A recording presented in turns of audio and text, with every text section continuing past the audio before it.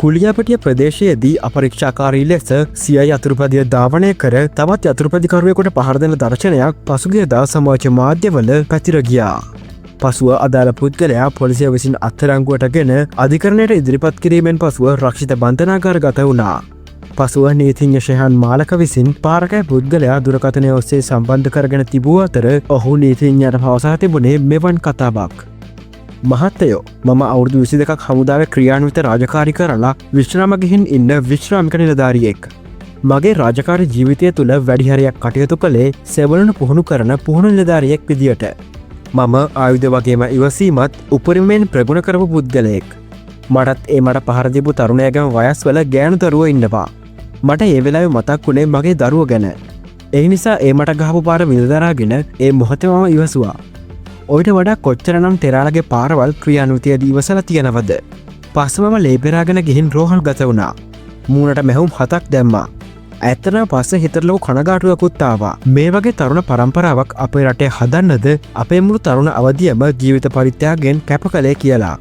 මේ සිද්ධිය වුණේ පසුගිය මාර්තු 17 වනදා මම බඩුවගයක් ගන්න කඩේට ගිහින් එන අතරමඟදී. සමහරු ඒ වීඩියෝ පටයට අනුව මම අත්දිගු කරන එක වැරදි විදියට අර්ථකථනය කරලා තිබුණා.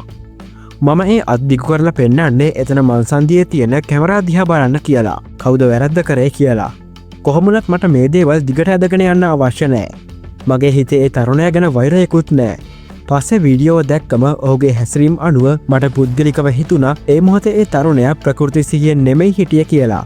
කොහොමුණත් ඔහු ප්‍රකෘති සිහියට ආවට පස්සේ හරි තමන්ගේ තාත්තා වගේ පුද්ගලයෙකුට සිදුකරපු මේ අමානුෂික ක්‍රියාව සම්බන්ධයෙන් අවංකව පසුතැවිලි වුණොත් ඇති. ඒ වගේම මේ සිදුවීම හරහා සමාජයටත් ලොකු පණිවිඩයක් ගිහින් තියෙනවා.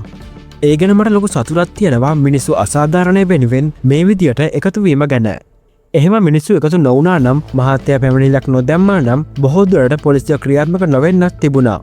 මම වෙනුවෙන් වචනයකින් හරි පෙනී සිටපු කතා කරපු සියලු දෙනාටම මගේ ගෞරවනීය ස්තුතිය පුද කරනවා.